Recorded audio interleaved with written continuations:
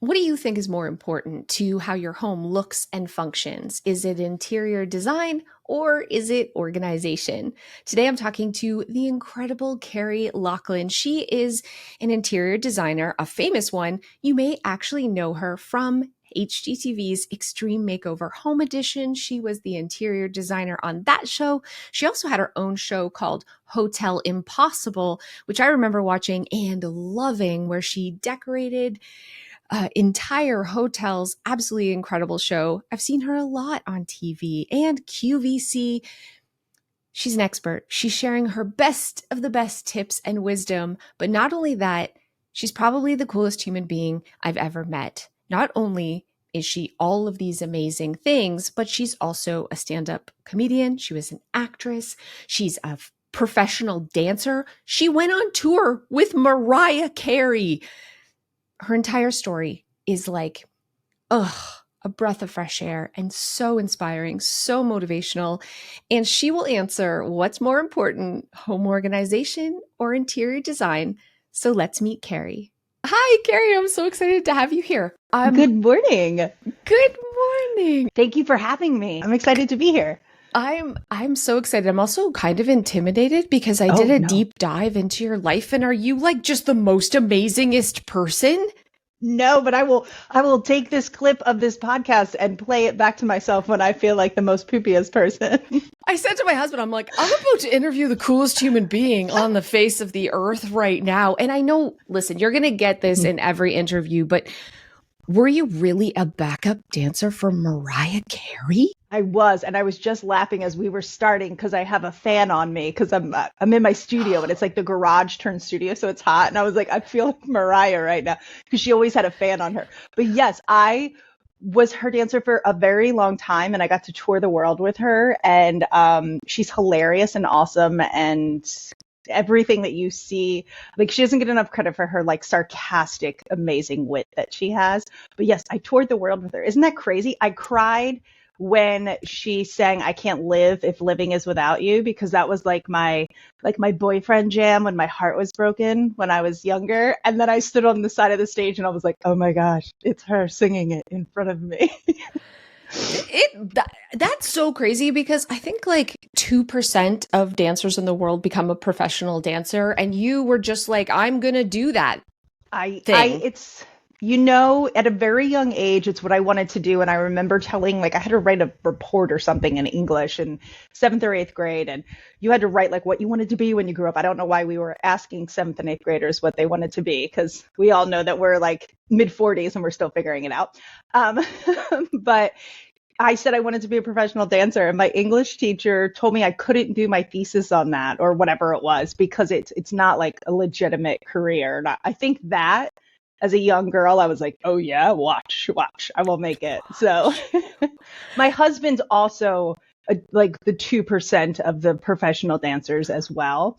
So it's a really weird world to be in, because when you step into the world of those, like that 2% that really, really like have toured with incredible artists, it's really unique because it's like everyone at the top of their game. Yeah. And so you went from that to somehow being an HGTV star in the home. That's a leap. I feel like that's a leap. How did that come about? Because it wasn't just Mariah Carey. I must say, it was like Justin Timberlake. Did you say 50 Cent? I thought I saw somewhere. Did. Yes. I did James Brown. I think that was one of my coolest ones as well. So yeah, very random. As a professional dancer, I was like doing commercials and things. I always kept a second job. It was always a part of me because I started in New York and I started in the restaurant business, and it was just something with me where I always had a second job. And then I was running my friend's restaurant in Santa Monica, and I was like, there's one day I love the restaurant business. I think it teaches us so much, but one day I'm not going to want to do this. Like, I just know I'm not going to want to be on my feet like this. Little did I know that organization, because that's how I started. You like wreck your body. But I just knew I didn't want to be on my feet, and I knew I wasn't going to be a dancer, into my 40s. So I thought back and said, what else am I really good at? And it was home. And that's mentally where I started to transition. So you were always a really naturally organized person?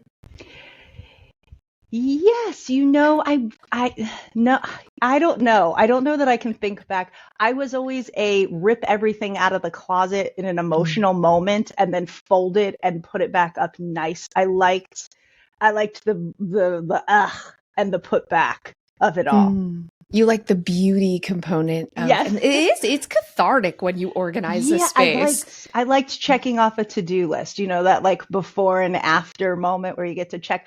I also grew up with a friend whose family struggled a lot. She had a brother with spina bifida. She had a sister who had a child very, very young, and they had like 6 kids in the house. And the dad was a fisherman, and the mom was kind of on her own. And her house specifically had a lot going on, and I would find myself cleaning the house and organizing the house at a very young age to help out because I was like, you can't live like this. So there were a lot of things that kind of, I don't know, played into one another that I don't think I realized once I got older. And then you were just like, this seems cool. I like organizing. I'm going to be a professional organizer today. You know, um, Kind of. It was during Craigslist, and I was just trying to figure out what I was going to do. And I saw an ad on Craigslist, and a girl was giving up her organization business because she was moving from Los Angeles up to like Washington State. And she was looking for somebody to come in and take over her clients. And now, mind you, I had only ever organized for myself and like that friend I was telling you about. And That's I was like like, some serendipitous. yeah. And it was also a lot of like hoopspa for a young girl to be like, I can do that. I'll do that. I've never done it before, but let's go. And I caught her up or email. I don't even know, called, emailed at that time. I think sure it was an email. And I met with her one day during her work and went with her to one of her clients, and it was Carrie and Moss from The Matrix. It was very weird. And I was like in her house. Stop. Yeah, and the woman who was giving up the business happened to be really sick. So she couldn't do anything, but she was there with me. So she was like laying on the floor, like, do this, do this, do this. And so I did it all kind of on my own. And that was it. That was all she wrote. I got her business, and I was like, this is what I do now. That's so amazing. I love it. I mean, I feel like I was a slob. I was just a wreck, and I Yeah. slowly got organized, and then I was like, I could do this for other people. And I remember printing off like this is back. I'm old. I printed off like a flyer, with those tearaways on the bottom. Yes, yes, yes. And it was like, got clutter, need to get I organized. love And it you. was rip off the bottom. And I was like, today I'm going to start a business and just jump Yes. in But 2 in your feet. heart, you knew somewhere, obviously, in your heart of hearts, you knew somewhere that, like, in the back of your brain, that this is something that you would be good at and that you would thrive at and that you wouldn't mind doing. I think in Yeah. life, like, there's a part of the joy that comes from it, Yeah, I would believe. I loved it. And I also had this weird I can do anything Yes, attitude. I'll jump in and figure it out. How yes, hard can it be? yes, Some things were actually hard. So yes, you were doing all of this organizing, and then you really transitioned into interior design, which I do feel like goes hand in hand. I never yes. made that transition because it terrifies me. I feel like I'm not good at it. Well, I can But tell right now, looking at your background, that you are good at it. It's just FYI. it's intimidating. It How is. did you make that transition? Was it also just like your I can do anything? How hard could this Ah, be? Did you like Google how to kind be of. an interior? No, I think I was too old to even Google it. Yeah, I don't think we like Googled. We didn't have like if I had Chat GPT and like the Google that we have now, I could have figured it out. But no, we didn't really have. I was organizing. My husband and I had bought a foreclosed home in California, and word kind of started to get out that I was an organizer and that we were kind of redoing this house from the bottom up. So I got brought in at first to be people's project manager because my coin phrase was get it done girl. That's where my business comes from. And people were calling me like, I hear you have really good taste and you can organize and you get things done. And I was like, I do. I love to get things done. My husband will tell you it drives him crazy, but I'm like, I have to get this now, like right this second. So that really kind of started it. I went in as project managers on bathroom renovations. And then I would be like, I don't think you should do this. I think you should do this. And then I was organizing a client. And as I was organizing, I would start shifting and moving So then they started asking me more questions, and it was like flower arrangements, then it was a pillow, then it was a throw. And then before you know it, one of my clients had adopted a baby, and it was a very quick adoption. And she was literally like leaving that day to go get the baby, and like walked into her house. And she was a client that I was often in her house organizing her and things. And she's like, I got the baby. I'm going to get her now. Can you turn that back room, which was like a guest bedroom, very like cool, into like a nursery? There's a crib. And I was like, okay. And that's what I did. So I think it was just being okay to be down to fail a little bit, but knowing that you're going to try and check everything where you're not going to fail. But you're okay if you do, because if not, the other option is you never started. So it was that moment, which seems similar to yours as well, where you were just putting tabs out there, like someone's going to call, like someone will call me. I could figure this out. How hard can it be? Say yes. Okay. So when I was really young, my mom told me, no matter what you do in life, say yes. And it was one of those things where I was like, well, I'm not sure I want. She's like, it doesn't matter if you want this. This will lead you to that. And she always said, you say yes, unless of course, like your gut is like, no, this is icky or dangerous, but you say yes because everything will lead you down somewhere else. So it's the same thing. It was say yes. I feel like my say yes came from, I had so many failures as a kid that it's like exposure therapy to sucking. And so as an adult, or even like a young adult, I'm like, well, I'm so crap. I might as well try. Who cares if I fail? I suck. And I meet these amazing Did you really crap and suck though? I'm sorry to interrupt you. No, I crapped all over life. I was bad at everything. I sucked all around. Listen, I have a felony criminal record. I'm a high school dropout. I'm just like a nightmare. Okay. But it also led me to a place where I wasn't afraid to fail, because I talk to people today who are so talented and so just great at things. And I'm like, you should be doing this amazing. And they're like, oh no, I can't. And I feel like maybe you didn't suck enough, you know? Yes. But did you have like the suckage? Where does your courage come from? Because that's really what it is. It's the courage to be okay with failing. I was always second. Like, if I'm going to be really honest, when I was a little girl, I had a lot of like childhood life house turmoil. And I was this little wee girl, and I had big teeth, and my mom would cut my hair really, really short, and she would perm it with the smallest perm rod that they could find. So I kind of looked like Annie, but with like mousy brown hair and really big teeth. And I was like, hair. And all of my friends were like really talented and beautiful, and they had like long, gorgeous hair and like long legs. And I was this like little next to them, feeling a little bit like a rat. And I got made fun of quite a bit. And I just took it, and I was like, well, okay, yeah, cool. And then I had family things going on, and I was like, well, this sucks, but it's fine. Cool. And I took it and balled it up and found in my little, like, 8-10-year-old self a way to just be like, well, I'll just be creative, and I'll be funny, and I'll just keep going. Because if you're creative and you're funny and you keep going and you work hard and you say yes, then eventually something will happen, right? Like, it was that disbelief of magic of life, where you're just like, if you keep going, something will happen. And I feel that today. I don't think I have as much chutzpah. I want to say other words that hang between your legs, but I will say that as I've gotten older, I have to remind myself of that young girl and be like, girl, do you remember when you just keep do that? So I don't know what the original question was, but that is, yes. It came from a lot of that. I'm focusing on your hoops law. Is that what you call it? Because I literally was talking about this one's interview, and I'm like, she must have the giantest gonads. Like, she must just have to pull up a chair for her gonads to sit on when she's having dinner, because they're so giant. Because it's bravery.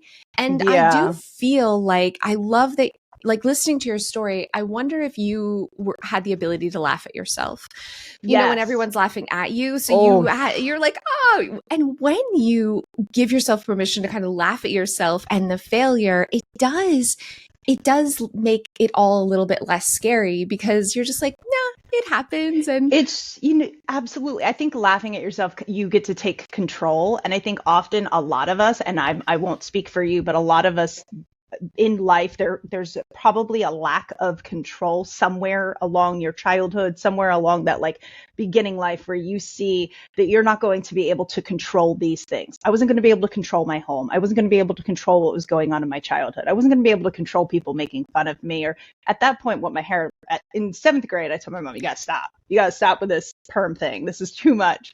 So eventually I got control over my hair. But even my hair, it was such a weird thing.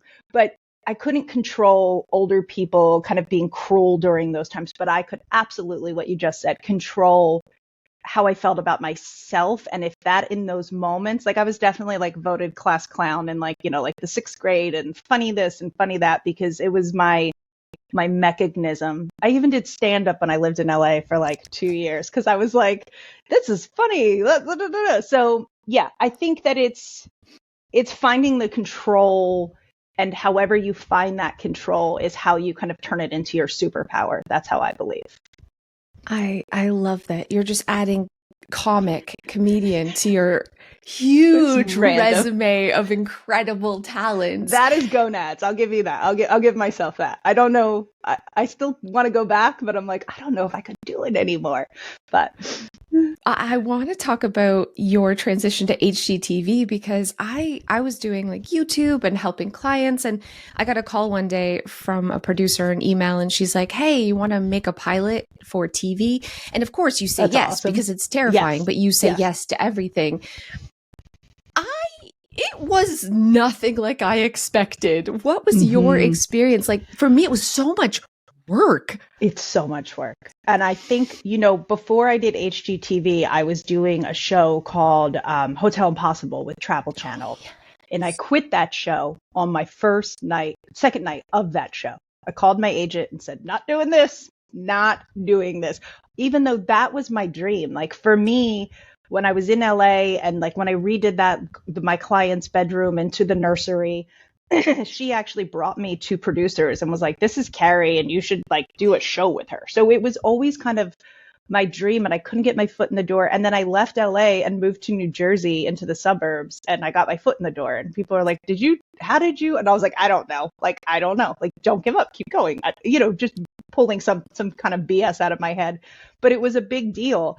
And I got there and the amount of work that had to be done. And then you would have to flip around and be on camera. And then you'd have to flip back around. And it's your integrity. So because not all television shows have people that are actually doing their field. Like that's a little ding, ding, ding for you guys out there. A lot of times there are people that are stand-ins to the actual designers behind the scenes. Now they could have design experience, but like, on Hotel Impossible, I was designing, I was building out, I was in the field every day, and then I would have to flip and be on camera, and like I'm getting changed in like these like places that have like bed bugs, and my pits are sweaty, and I'm sweating, and they're like, we need you on camera, but we need you to look like a fancy design. Well, guess what? I was not a fancy designer. I was not. I was a self-taught girl from like a beach town who figured it out along the way. And they're like, you don't look like a designer enough. And I was like, I don't even know what that means.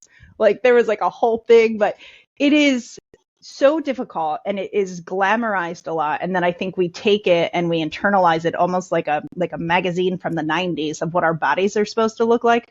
And it really got taken and like, this is what our home is supposed to look like. So I always tried to push wherever I could back on that. But it is nothing out there. Hello, everyone. Like, what was your experience going into it? Because like I said earlier, if it's your field and it's something you care about and you're passionate about and you've been building yourself on this, you kind of give them a little bit of control because they are producers and they want something. I mean, my experience with the producers was amazing in this show. We filmed like right after COVID, so we had a very small crew. I guess I thought it was going to be a little bit more glamorous because it looked so glamorous, and I'd have like hair and makeup, and it would be I was lugging boxes, I was decluttering, I'm in the trenches, and then they're like, there's a camera on me. They're like, you're sweaty. I'm like, but we shut the air off because it makes too much noise, and I'm lugging 50 pounds of stuff. Like I did it all I did the work. I organized Yes. it. I decluttered it. Yes. With a very small crew while also being on camera. So it just was, and the timeline is insane too. Same. It's like, Yes. we're filming the afters tomorrow and like nothing's done. Yes. So you just are. And every day I would be like, how are we ever going to get this done? This is so crazy. But we also don't want to, I didn't want to fake it because of the integrity aspect, yes. right? Agreed. I wanted 100%. it to be real. And then, speaking to like the producers, they have the hard job of taking something that, can kind of be mundane. Like if we're being really honest about like we're organizing people's closets or we're, painting a wall or like putting up wallpaper, and like they have to make it something interesting to watch. So everybody, it's kind of like working in a bar or a restaurant, because everybody has this position where they have to make it look good and they have to make it make sense. And then you have to just keep going while everybody else is going, because if you stop, it's like you said, tomorrow the afters are not going to be there. So it's a never, it's intense. I think it's so like on TV, you see, it's like, here it is, and da-da-da, and they did this, and da-da-da, and what will they do? I don't know. Well, here, let's find out. Huzzah! Like, it's so that way. And meanwhile, everyone's on the side, like, panting. No, it is. We're like touching up paint on our hands and knees right before, you know what I mean? Yes, everyone's exhausted. I'm sweaty. I literally had like sweat towels to dab me. I'd be like, oh, are you ready to see the actor? Just red, just a tomato. Just like it was wonderful though.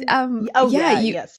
So, look, I mean, when you're in it, it's crazy, but then the satisfaction that comes after and just absolute, and it's another thing for your incredible resume, isn't it? It's just like it's incredible because like when I did HGTV, I did Extreme Makeover, and Extreme Makeover was the show that, as far as like I don't know if we're like similar ages, but Extreme Makeover was the show that if you had any inkling of home or any love of that was the show that pulled you in. With Ty Pennington.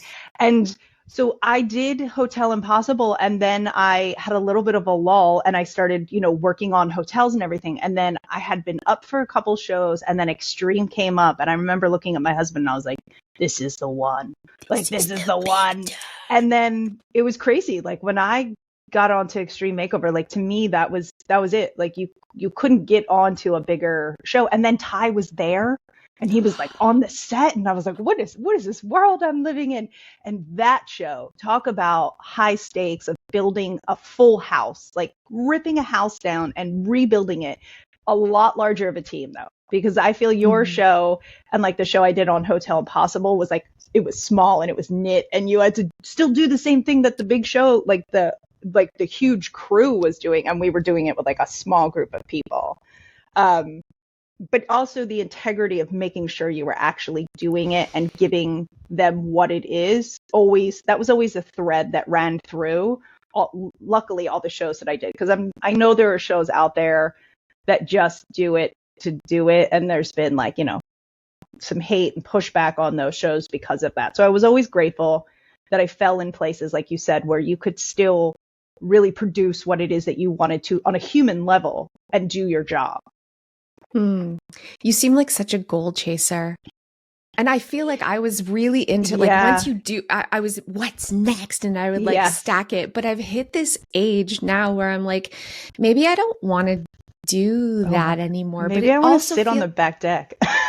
Maybe I don't want to chase goals. But also when you've been doing that for so long, it can feel like I also don't want to like be put to pasture. Does this make sense? This makes total sense. I think there's a struggle, especially as you get older, as a man and a woman, but I'm a woman, so I speak from that point of view. And like that you don't want to become like not relevant within this place where you were. It's not that it's like, oh, I was so relevant one day. It's just you have skill and you have ability and you like doing it. And purpose. And you like somebody will always be like, what's your favorite part of those shows? My favorite part is when we would move the bus on Extreme Makeover. Just as we would move the bus, we could see the family, see the home before the camera saw it, before the people on the other side saw it. So as the bus was moving, we're like this, and you see them go. It was those 0.3 seconds of that initial guttural reaction that is my favorite part. It's when you go, "Are you ready?" and you do this, and they go, because they see how much their life is changing. That's like a little addictive. Because and in real life, and like when I do that in hotels for my clients, and I open up the door and they're like, this is a family run hotel, and they can see their future. You see them seeing their future. So there's that part that I think that it's the purpose that we get from helping people, because I think especially organization, I mean, you help people. That's what you do on a regular basis. It is very addicting because I know the transformation that getting decluttering and organizing had on my life. It changed everything. It changed my finances, my relationships. Like your home is the foundation for your life. And when my home was chaotic, my life was chaotic. And when I got my home under control, everything else, it was like this domino effect. Everything in my life improved. So I know that in organizing and decluttering and helping others, they're going to have that same sort of, that same life changing. I want to share something with you because I want to diagnose your organizing style, but I want to share where it came from because can I ask you a question too? Yes. I don't want to cut you off, but you tell me what first I want to know, because you keep saying you weren't, or you not keep saying, but you said you weren't organized and that you were a mess, and then you got yourself, or what, how, why, what, like what did you, because I think that's more of a life, like a life flex than going from like dancer to organizer, because you're like, that's a big step in a home to actually become organized. That's discipline. You know what? Part of it was discipline, but part of it was also like I was trying to copy what I thought organization was. So I was lining everything up and putting everything into clear containers. And my husband's like, look, I made you this insane filing cabinet. When you pay a bill, take 10 minutes to find which tiny folder this one goes in. And I failed at that. I'm like, I would just shove it in a drawer, But that type of like, oh, that's a lot. I'm just going to shove it over here. It meant my house was perpetually messy. What happened was I was like, I'm going to try to be organized by not being organized. And I'm just going to toss stuff in like this bin labeled papers, paid bills. And so I took the pressure off myself to copy, and I went for this laid back, I can toss it like a basketball, but everything has a home. And that meant I was able to keep my house tidy. And then I thought I was a genius, and I thought there was like 2 organizing styles, you know what I mean? So what happened was, because I, like you, was like, I'm going to do this for a living. I'm going to figure it out. When I was putting up these flyers, I started doing this marketing campaign. If it doesn't stay organized for 30 days, I'll come back and organize it for free. So imagine because when you have organizing clients, if I would follow up with them and say, is it still just as tidy as the day I left? And if they said no, I would go back and organize it for free. This was a terrible idea. Yes. This was not. That's the sleep on the mattress for 90 days. And if you don't like it, you can return. But they were like, this mattress is lumpy. And I'd be like, oh my. So I had another job. I was running a daycare. I was a new mom. And then evenings and weekends, I'm going to all these clients' homes for free. Insane. Oftentimes having to hire a babysitter. My husband's like, we are going broke. This is costing us money. You have to quit.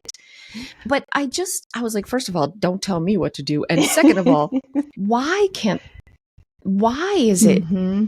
Why? And so I discovered, just really digging into each client, like, okay, what is it that isn't working here? I discovered that there are actually 4 organizing styles, natural organizing styles. And when I started adapting people's homes to how they naturally put things down, they wouldn't call me back, and I didn't have to go back and organize it. That's a win-win across all boards. Yes. So I sort of stumbled upon this because I had, bigger gonads back then with this ridiculous marketing strategy. And I was like, I will not fail. I will figure this out. Yes, absolutely. And I did. So I would, basically it comes down to how you naturally sort and how you naturally store. Some people are very visual. It's out of sight, out of mind. They want to see their things. They're energized by their things. I call those visual organizers. And the other side is they're hidden organizers. So they get really stressed out seeing a lot of things. They would prefer their everyday items to be out of sight.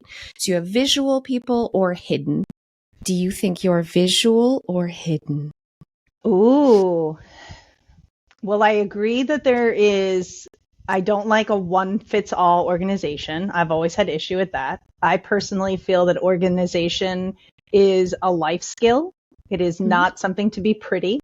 I think we get confused with labeling and pretty hangers. That is design. I'll fight you for labeling, but okay, sure, yes. Okay, I'll give you labeling. But like the pretty box and the hang, totally. like everything has to be, that's design. That looks pretty, and that might work for some people, but that doesn't teach you the life skill of organization. I would have to. I don't like to see my stuff, so I believe I'm hidden. But I'm not hidden. I already know you're hidden. I know you're hidden because legit, some people want to see their toothbrush. Seriously. Oh yeah, no, I don't want to see my toothbrush. Right. Some people I would get mad if I saw it.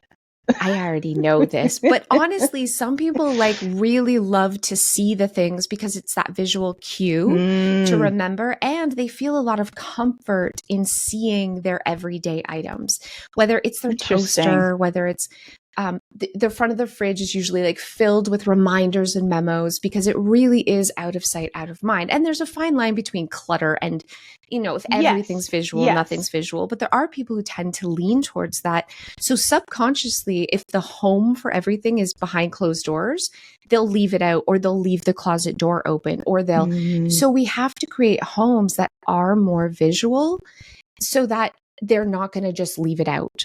Right? Does this make sense? This makes sense. So here's my question, because if you're going off of that, which I feel deeply, I am a hider. My husband likes it out. Yeah. Because if you go through our house right now, he is adapted to me being like, this has to go behind this and this goes here. And he enjoys it. It's not that he doesn't enjoy it, and he's adapted to it. But if you go into his garage, he will say to me, this is my garage. And everything is organized. I will say, everything is organized. It's not clutter. It's things that he uses. But I'm like, if you put it behind a door, it would look so much better. I'll get cabinets and I'll be like, all of this is going to go in the cabinet. And then all of it goes in the cabinet. And then 3 weeks later, stuff comes out of the cabinet. And it's in a space. It is organized. Everything goes back to that space. But now it's out of the cabinet. And it drives me bonkers. How do we do that? How do we manage that? But the thing is, so I call this the golden clutterbug rule, because when it comes to visual or hidden, as visual, we get as hidden, I mean, we get stressed out by seeing stuff. Yes. So we're hiding everything. But a visual organizer will get just as stressed out if they can't see the things that are important or they're using. And so there is this battle, and you're not going to like the answer, but the truth is, in these shared spaces with important everyday things, the visual wins, which means I know, which you're also not a big fan of labels, but this is a beautiful thing. If there was no doors on the cabinet and there was a beautiful basket, but it had a big, beautiful label, that's that visual cue for him. Oh, that's my thing. So he's not subconsciously going to leave things out so he doesn't forget, because the label will be his visual reminder. You're right. I should get my labels out. But size matters, you know what I mean? Size matters, girl. It's got to be seen. Big. It has to be seen from across the room. That's it. So find a font you love. I know as a hidden organizer, you're not going to like that. Okay, so that's one half of your organizing style. I already know your organizing style by listening to a few interviews you did. I diagnosed you, but I want you to diagnose yourself now. Okay, I love it. So the other half is how you sort. So there's really detailed people who naturally think in categories, who naturally have really detailed plans. They tend to be very logical, tend to be perfectionist, very sort of A-type. When it comes to managing their stuff, I call that a detailed organizer or a micro organizer. And then there's people who are more naturally a little bit laid back. They think more big picture, big categories, a macro thinker. where it's like, this is the home, but it's not lots of categories within that. It's more big picture. So are you more of a detailed or a non-detailed I would organizer? say I'm a non-detailed. Yeah. So I Yeah. call that a ladybug. I Yeah. already knew that. You're like the Yeah, I was mostest like, ladybuggy. I feel like that's a lot of work, the other one. Like Yeah. I try and stay organized and keep everything the way it is, but like because that's how our house runs better. That's how, and I also believe in respecting our spaces. Like, so for me, if I can respect the space, but also not be so like, whoo, that's definitely macro. Definitely macro. Yes, I love that. So you're a ladybug, and I'm going to guess, honestly, your husband is a bee. I have a Okay. feeling he might be a little bit more, and listen, it's not Hogwarts. We can't put everyone into four categories. It's a spectrum, and you may be a little bit in one space in a different organizing style in another space. It's what's helpful is to like identify the natural tendency so that you can set up a home that complements that, especially Yes. in those shared spaces. So I have a feeling he might be a little bit more of the detailed. And you'll see if in his like workshop or his personal space, does he have like a pegboard or everything's lined up, or he's He really like, does. And he's got like his yeah, screws all in little things. yeah. Yes, So he he's does. a And everything is bee. out. And I'm like, if there Yeah. was a big cabinet, If there could just put a door on it. we Yeah. could put a curtain across this. We could get a So nice material. it's so fascinating. So you guys actually organize completely differently. You're a ladybug and Yes. he's a bee. So there's Yes. lots of beautiful compromises. And I mean, you are an organized person and definitely practice. Organization is practice. So I say that all the time. Yeah, yeah, the more absolutely. you've practiced, you can definitely like adapt and work. But I do feel like your natural organizing styles are very, very different. And in a space that constantly stays messy, that's where your style matters. You probably don't Hmm. have a space like that. But with my We do client, not. Yeah. in those spaces that they're like, I tidy this every day and tomorrow it's a mess again. Just making those tweaks to your natural style help keep it tidy because it's less effort. It's a Yes. natural, how Yes. you naturally put things Yes. down. It's I couldn't agree more. It's like a muscle. That's what I always say. When people are walking to my house and they're like, oh my gosh, it's so organized and da, da, da. I'm like, well, I can come organize you, but if you don't understand that it's like a life practice and you have to make a conscious decision to, just like you have to make a conscious decision to get your steps in and to work out and to drink your water, like you have to make that conscious decision to whether you tidy up at the end of the day or tidy up in the morning or as you're going in life, or you just are really good and you put it back after you're done using it in its home. But if not, like, I think people they get really like confused because a little bit of the way that we've pushed it out on, home shows and in magazines and in there's a lot of home shows about organization where they're just like, and poof, and there we go, and we organized it. And I'm like, but they have a housekeeper that comes back and they're using the system. They're not using the system. Somebody who's getting paid to come into their home 2-3 times a week is doing the system that you put in. But that doesn't mean that, like you're saying, that's the system that works for them. So in everyday world for people, I always tell the people that you have to really understand and respect not just your home, but the flow of your home and Yeah. how everybody moves in and out of your home. So like my son is an organized kid. He's a mess, but then he's organized. He puts everything back. And I guess he likes it out, but organized, but out. So he's So a that bee too. he's a Yeah. bee too. Yeah. So I'm just a ladybug over here in a sea of bees. Yeah. But at I least feel we're like all Ladybug's the best. pollinating. Yeah. Ladybug's the best. Okay. No, that's terrible. There's no better style. No. But yeah, it's fast and easy to put things away, right? When you're a ladybug, because you're like, oh, I'm Yes. just gonna. It has a home, and I don't have to be precious about it. It's like Mm-hmm. if I need an aspirin, I'll dig through the medicine bin and I'll find the aspirin. It doesn't have to be Yes. in the pain reliever container because Yes. that's cuckoo banana pants. But a lot of people want that, and that's cool too. So yeah, it's like knowing what works for you and adapting your home to the flow. I love that because it doesn't really matter what it looks like. It matters if it's practical and functional. And I feel like the byproduct 100%. of a functional, practical home is a beautiful home Yes. because it's tidy and it works for you and it's organized. And then it also frees up your time and energy to like make your home beautiful. I would love to talk about design for like a hot second with you because what I Yeah. found is how much my environment signaled back to me And I think Yes. that's why I had that like, it was getting organized was that domino effect for the rest of my life, because when my house was tidy and I found it beautiful, I felt more confident. I felt Mm-hmm. more capable. And I've Mm-hmm. also seen, even like with the interior design, not that I'm an interior designer, but that signals to me too. I want to talk about that because I love my bedroom curtains, and they're wild and they're bright and they're colorful. And it was really signaling to me every morning, like, get up, go, be Yes. energized.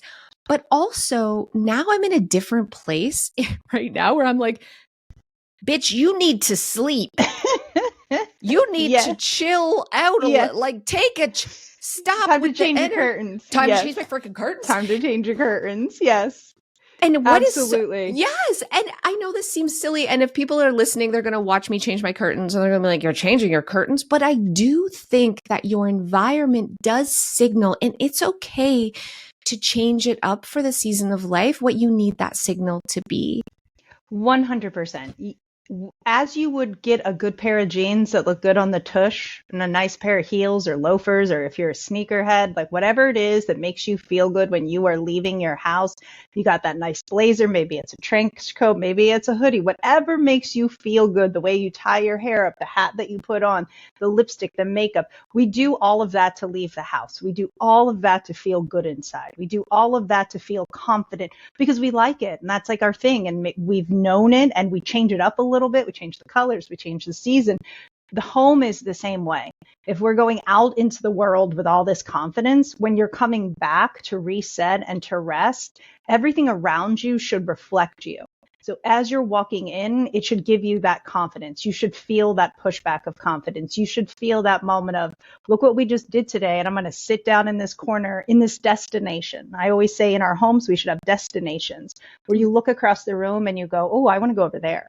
And it's because it's what speaks to us in our own personal sense and our confidence, but it makes us feel great. And when people walk into our home, it feels like us. Like that is when you know your home is designed like to be well lived in and well loved in, is when somebody walks in your space and you're like, oh my God, totally. This is totally what I would think your house would look like. Do you have like a design style, and does it change? Like, I do feel like I feel like I want to change things by what I need in life right now. So if I need to feel energized, I'm like leaning towards like pops of color on the couch. Or if I want to calm down, I feel like I'm leaning to more like cozy, muted neutrals.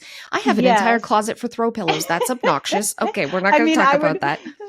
I would say that, like, you know, those little accents, those kind of jewelries of your home, your throw pillows, your throws, even, you know, even changing out like a mirror or a light fixture, even now here and there, those are a little bit bigger purchases, obviously.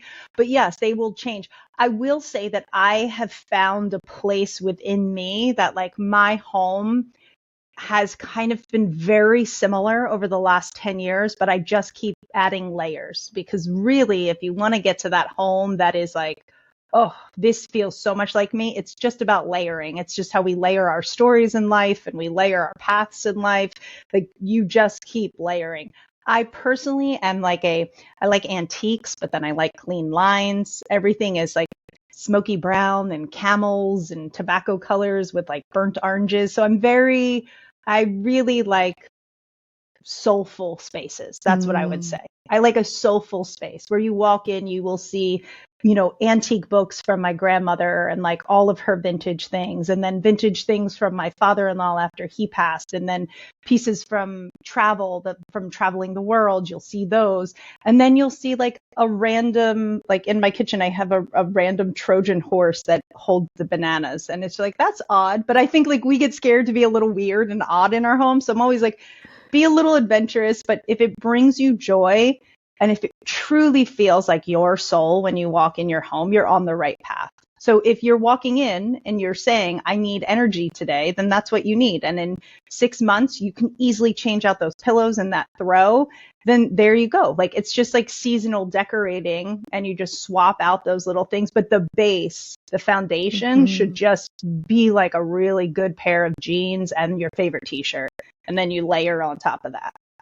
Oh my gosh, this is so good. So my listeners at home that are like, I have never been able to find a pair of jeans that make my butt look poppin', but like but like for their home. You know what I mean? How do we get that base? Because I feel like I just painted everything white and I'm like, there, it's a base, it's done. Yes. Everything's white and everything is white and it's a little bit insane asylum-esque. So Yes. mostly for my listeners, but also me, how do we get the base so we can layer? Because your home sounds cozy and inviting and amazing. Mm-hmm. But starting from my home, I'm like, how do you know what even is your style? Help us. Help Yes. us. Well, I always say open your closet. So if you open your closet right now and you look at the colors that you have in your closet that your eye goes to when you're out in the wild or when you're on your computer and you're purchasing that shirt and you're grabbing those shoes, what does your eye go to? So start in your closet, stand in front of your closet. If you have a ton of blue, a ton of yellow, a ton of orange, or you have a ton of pattern and then you have almost, or my closet, I have like this little tiny bit of pattern and then a ton of solid. So start there. That gives you a really good idea of where you lean for coloring. Start with your jewelry. When you put your jewelry on, are you a sterling silver? Are you a gold? Do you mix it up a little bit? Do you like larger ornamental pieces? So then move into that. That's your hardware. That's your lighting. When you do your hair, is your hair like a fun color? Is it straight? Is it curly? These are all how much detail you like. So you can pull from your personal life. And then also, how detail oriented are you? Do you want your house to be simple when we're making our bed? If you want it simple, get yourself a good comforter. Like, don't be having the duvet and then the this and the 5 pillows. You don't need all that. Like, you just get the comforter that makes you feel good. So you start there. And then if you're building out a room, always start with a rug and then the larger pieces of furniture moving out. This is so good. I look at my wardrobe and I don't know if I need my home quite there, but I do love pinks and bolds and brights. And so I think this is why I'm so in love with my curtains. But maybe I can have that not in the place. Maybe I'll bring them out. Hey, I'm just going to bring have them out. Don't put them in your bedroom. Yeah, because that should be where I chill. Yes. That should be where you chill. I personally, if you looked at my bedroom right now, it is the anti-design bedroom. And I sometimes have called myself like the anti-designer because it gets too deep, you guys. It gets too deep. Like, save some of your money, go to Hawaii. It doesn't have to be that deep. But my bedroom our bedroom is so simple. It has a nice pair of curtains. It has a nice headboard. It has one tiny little picture over the bed. It has a really nice, beautiful, bedding on it, a dresser. But that's it. Like, it is simplistically done. And I don't think about it. I walk in. I don't think about anything in that room. I don't go, oh, wow, look at that wallpaper. Oh, wow, look at that mold. Oh, wow, look at that. Why? I'm walking in to go to sleep, to turn my brain off. It is neat. It is beautiful. It is the colors that make me feel good, but it's calming. I even did that with my son's room. I didn't let it go too big until now he's 10 and he wants Pokemon everywhere and this everywhere and that everywhere. But before that, it was calm. So in your spaces that you are trying to turn your brain off for the day, keep it calm. Now, wherever you wake up for the day and it's the first thing you see, go get yourself a huge artwork that has all your colors and put it in your bathroom. Oversized. Think the most oversized piece of artwork you can find and put that in your bathroom. It's going to be proportionate to the space, so it's going to look fantastic, but that's where you're waking up. That's where you're brushing your teeth. That's where you're getting ready. Maybe in your kitchen, you put a little tiny picture right in your coffee station that's bringing you back that joy and that energy, but I wouldn't put it in your bedroom because you can't turn your brain off. It's true. This is such good advice. Like, I love the curtains. I feel energized, but I'm getting like 5 hours sleep here. Could your home be affecting? I think it really is. I know because when we have clutter and chaos, it was signaling to my brain, do more. And also, you're lazy and you can't sleep. You've got to do the dishes. You've got to do the thing. And so I think we don't talk about this enough, what our home looks like and how it signals back and the effect it has on our mood and our emotions and everything. Are you a big declutterer? Yes, we don't have clutter in our home because I do like I would say even once every 2 months, I'll go back through the closets. I'll go back through the playroom. I'll go back through, a drawer, but we don't really live with clutter because that's how we set our home up. So we set it up without clutter.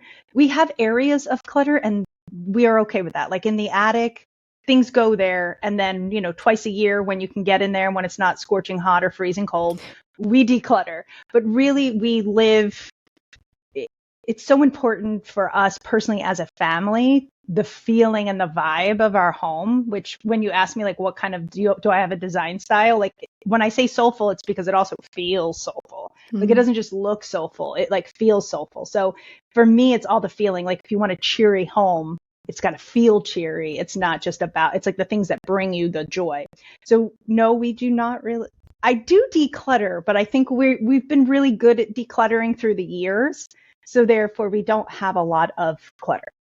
I love that you're saying that. That's what, like, for me, what I realized was decluttering is just the same as vacuuming. It's like this thing you're supposed to just do on a regular basis. Like you go through a drawer, you're like, oh, I don't need this anymore. This can go, or this can go. Like I'm constantly just little bits like, oh, this shirt, actually, I don't love it anymore. I'm going to donate it. And I don't think about it. Whereas I think people who struggle with a home that just for whatever reason constantly stays tidy is because they make decluttering this project that they do like once a year where they Marie Kondo everything and they make a giant pile and they cry themselves to sleep because the pile is still there for a month. Yes. I have to say that I feel like the daily exercise of decluttering and the daily exercise of staying organized is really the key to that space that everyone kind of aspires to have, right? Because we all want that space. I don't think I've met anybody that is living in a decluttered space, but I'll go to someone's home. For instance, I had a client a couple weeks ago and they were like, we're going to redesign this whole house. And I'm looking around, my designer brain's like, great, you could use some new lights, we could switch this out. This wall could go. You could push the kitchen. My organization brain is going, do not do that, because you're gonna redesign this because it's not working for you. And what's really not working for you is that you have too much stuff. It's not where it needs to be. This home is not functioning for your family, not because of the design footprint, but because of the actual organization and workflow of your space. So respect your space, get a good workflow in your space, and then after you've lived in it for like 6 months to a year and you know its rhythm and you know how it works, and just like a machine, then design, then redesign, then redo all these things. I want just for clarity, everyone listening, this famous interior designer is saying that organizing is more important than interior design. Okay, hands down. I will say it all the time. And I personally I prefer organization because I know but that's not true, because I do know how much like a beautiful something that speaks to us in our home, or like a couch that you've been wanting for we waited so long and we customized our couch, and every time we sit on it, we've had it for 5 years. My whole family will sit and we're like, this is the best decision we've ever made. Look at us, we're all together. And it was a big leap for us because, it's an investment. So I can say that I like organization more than design, but I will say that they go hand in hand, but they are definitely different. And to think something is pretty, so therefore it's organized, or if it's organized, it has to be pretty. We got our wires crossed there. Like organization, life skill; design, pretty. And just organization wins. There, we said it. Yeah. Okay. I love it. Love it so much. Oh my gosh, I could talk to you all day, but I'm going to let you go do your cool things. But my listeners, I know they're going to fall in love with you because you're the coolest human being on the face of the earth. So please tell us how we can follow you and just be part of your journey and learn from your insane wisdom and be inspired by your awesomeness. Oh, why, thank you. Thank you for having me. This has been awesome. I feel like we should have connected earlier, but you can find me, but now we're connected. So that's what matters. You can find me at Carrie. It's spelled like the scary movie, or Sex in the City, whichever one you want to go with. And then Locklyn, Locklyn. And you can find me across the Instagram and the TikToks and the Facebooks, all in that way. And I'm also, I'm the face of QVC's brand Home Reflection. So if you ever want to turn your TV on and hear my advice every day, basically in real life, with a really cool brand and really cool products, come join me over on QVC as well. That's so awesome. Thank you so much for joining us. Thank you so much. And thank all my listeners. We'll see you guys soon. I'd like to take a second to thank today's podcast sponsor, HelloFresh. I've been getting 3 HelloFresh meals a week for a really long time, and I have to say, it's such a treat to me. I'm not a big fan of cooking. I'm not a big fan of going to the grocery store and meal planning. So having 3 days a week that are completely taken care of, I don't have to decide what's for dinner. I get to pick from over 100 delicious recipes, and it comes pre-portioned to my door. Everything is fresh right from the farm. And it feels like, I don't know, it feels almost like a little ritual following the step-by-step instructions, putting together this beautiful meal. It always comes out tasting like restaurant quality, and it's cheaper than fast food or going to a restaurant. So if you want to give HelloFresh a try, honestly, just give yourself a little bit of a break in the kitchen. Go to hellofresh.com/clutterpod10fm. That's going to give you 10 free meals and a free item for life. It's been a little while since I had that incredible interview you just heard with Carrie, and I took her advice and I soothed my bedroom. I made it real boring, toned it down, and I'm loving it. As much as I still loved those bright, beautiful curtains, she was right in that your bedroom should be this really restful, boring place. And 10 out of 10 would recommend. So thank you to Carrie. And again, I'm going to put links to all where you can follow her in the description of this podcast. Definitely want to check her out. Now it's time for my favorite segment, which is Talk to Cass. First up, we have a question from Alyssa. Hi, Cass. My name's Alyssa. I live in the Smoky Mountains with my husband, and I actually have 2 questions for you. I'm new to your world, so I like whenever I take your test, sometimes I get butterfly, sometimes I get ladybug. I really want to be a ladybug with butterfly tendencies, so I really like the idea of things being like stored in containers in closets, but I love when I've traveled a lot, so I have a lot of visual things from my travels on display, that kind of thing. So my first question is that I'm pregnant. I'm 16 weeks pregnant with my first baby, and I have never been organized. So I'm trying to get organized now, but I'm also concerned that once I have this baby, that everything I will have learned and done will be for naught and will just fall back to disrepair. So I was wondering if you had a tip for that. And then the second question is that my husband, I made him take it, and he is a B. And so that's interesting and different. But his garage is what you would expect, I guess, to find with a B. And he doesn't have any organization strategies. And I was wondering what you would do for a B for a garage space. So he has tools, he works on cars, he has his hobby stuff down there. And yeah, that's it. Thank you so much for all that you do, and I'm looking forward to hearing from you. Thank you. I love that. Well, congratulations on the new baby. That is super exciting. A couple things. Let's start with the quiz. Sometimes the quiz is not super accurate because when you're taking it, you're kind of thinking about what your house looks like right now, also your fantasy, what in an ideal world it would look like. So oftentimes the results aren't super accurate. I think a better indication of your organizing style is to take a look at the places you use every day, the stuff you use every day, like your bathroom. Are your bathroom products, are you naturally leaving them out all over the counter, or are you taking time to kind of tuck and hide them away? If you're leaving them out, I'm going to say it's more than likely you're a butterfly. Also, the front of your fridge, is it filled with all sorts of things? Do you have reminders and notes? Are you naturally leaving them out to visually remind you? If so, you're probably a butterfly. But this doesn't mean you like clutter. This is the thing. Everyone's like, I don't want to be a butterfly because I don't want to look at my mess.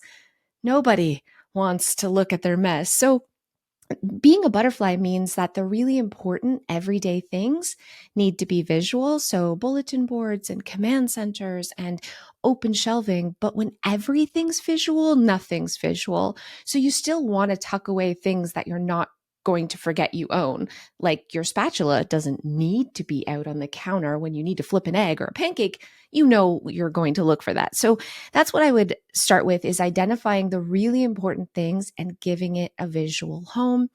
And don't worry, you're like, oh, I'm having a baby, everything's going to go. Everything is going to go. Yep. And that's totally normal. My advice for you, you still have quite a few months, so this is exciting, is to declutter as much as possible. Because for some strange reason, the tinier the human, the more stuff they have. The math, they're so small, yet they have so much stuff. So if you can really declutter and let go of anything that isn't serving you, that you're not using and loving now, and streamline your home, it's going to be a lot easier to keep it organized and tidy when the baby comes. And for your husband, as a B, garages don't come with storage. They're like this empty, cavernous nothing, which is the opposite of what a bee needs. They need vertical storage. So investing in shelving is so important. Pegboards, slat walls, so he can get the stuff off the floor and off the piles and onto the wall. That's definitely going to set him up for success. So again, congratulations, and I'm so excited to have you as a new follower of the Clutterbug community. Next, let's hear from Shahed. Hi, Kaz. This is Shahad. I'm 37, and you have been my therapist for over 10 years now. I've seen you growing and blooming, and you helped me grow and bloom alongside with you. And let me tell you how. It was because of your authenticity and your real life stories. You admitted the issues. You admitted having help. You admitted having ADHD. You admitted your weight problems. You connected things in the present with issues from the past. All these made me feel so related. Okay, I feel like you understand me as my therapist. Okay, so let me tell you, the beginning, I grew up in a family that was always on the move. We had our lives in 5 suitcases. My mom always decluttered. She has OCD when it comes to cleaning. She cleaned like 24/7. Until this day, whenever she is not cleaning, she knew that she's sick. And I wanted out of this. I was the opposite. I held up to things. I felt so attached to stuff. I had my 5 toys, and I still have them till today, even when my children are teenagers now. Okay, so I don't know if I didn't know at the beginning that the things I do in my life are related or connected to things in the past. But when you talked about the scarcity mindset, when you talked about being attached to things and the childhood, and I really felt it. Okay. So after I got married, I wanted out of this. I didn't want to clean 24/7. I cleaned whenever I felt like it. And it got really miserable. Things got accumulated, dirt, stuff. My house was a mess. It was not a livable condition for, I don't know, for how I used to live. And the worst happened when we had visitors. My mom was with them. And the house, oh my God, it was horrible. And she told me that you live in a dumpster.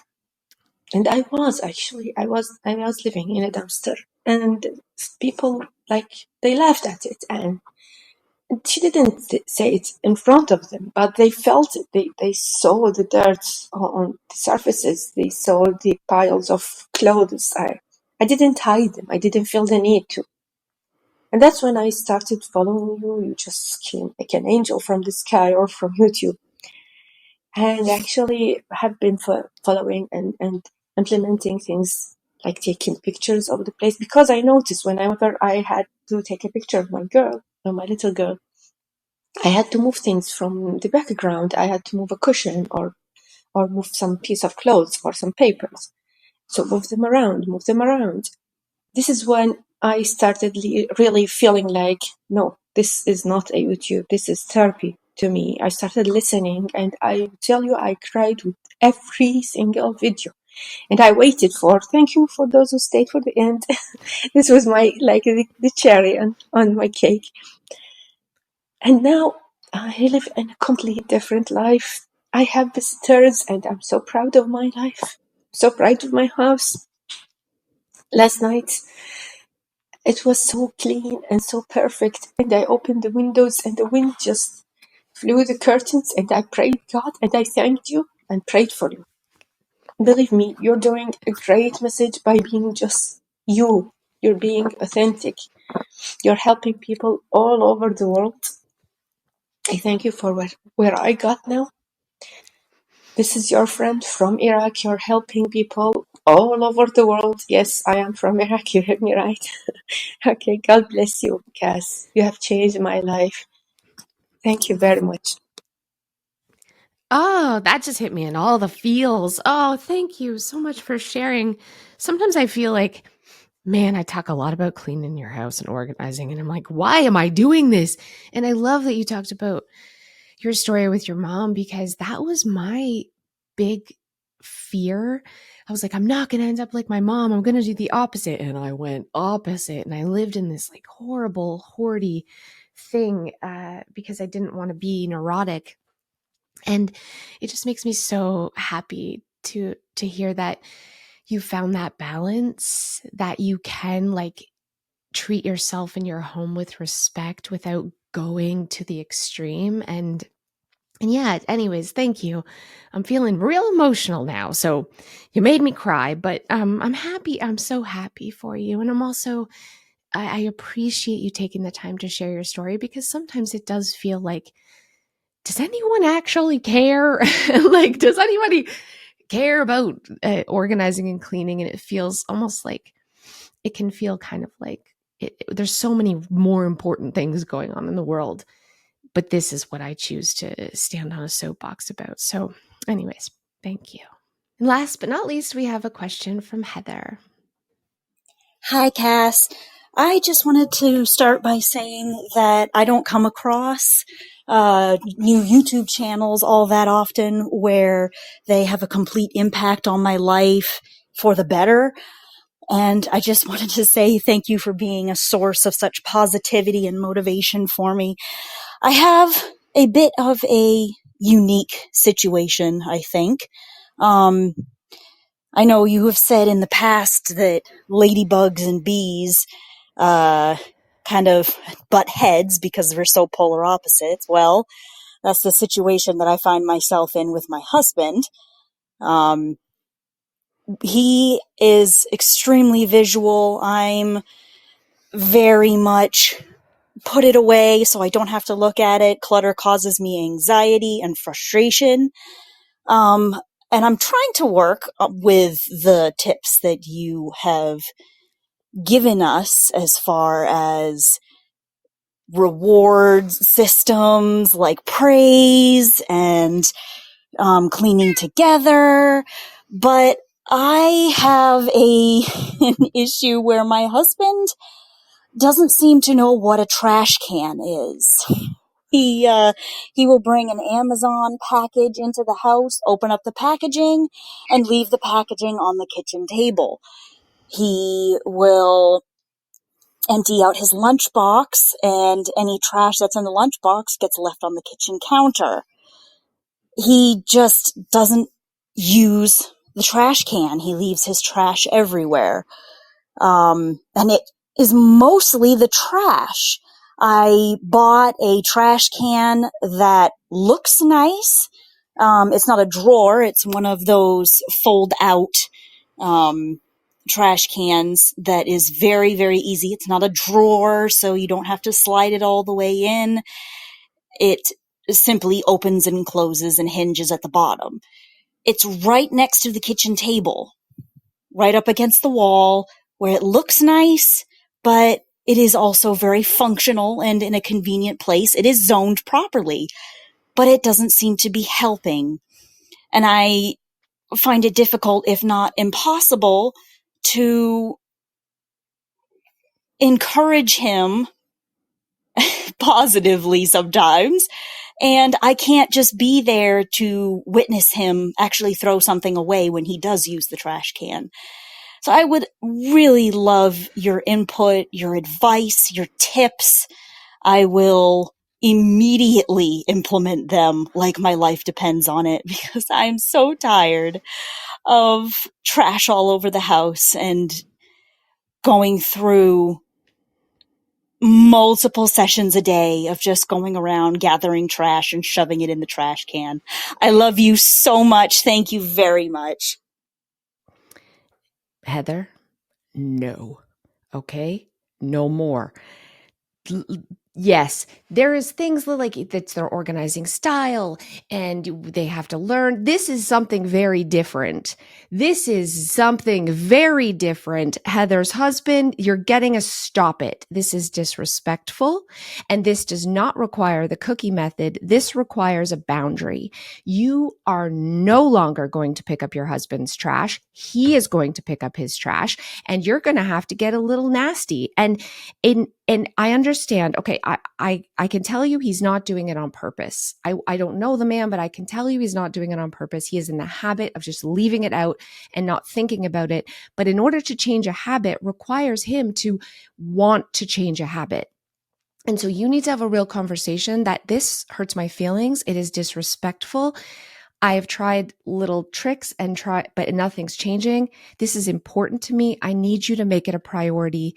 Can we set an alarm every night at this time and you go around and you pick up the trash and you throw it out without me picking it up? And hopefully he is open to this and he's like, yes, I'm willing to do that. I'm not saying he'll do it every time. He might snooze the alarm, but when he starts picking it up and going through and like, holy crap, this is a lot of trash, and actually putting it in the garbage, muscle memory is going to help him create a new habit that he throws it out. All the cookies in the world are not going to help in this instance. You're going to have to you're going to have a real boundary here, and that's okay. It's okay to stand up for yourself, even to your husband, and it's okay to say enough is enough, because Heather's husband, enough is enough. So again, I'm just going to reiterate this one last thing. There is a difference between being messy because your home is not set up for your organizing style and being messy because you're in the habit of being messy.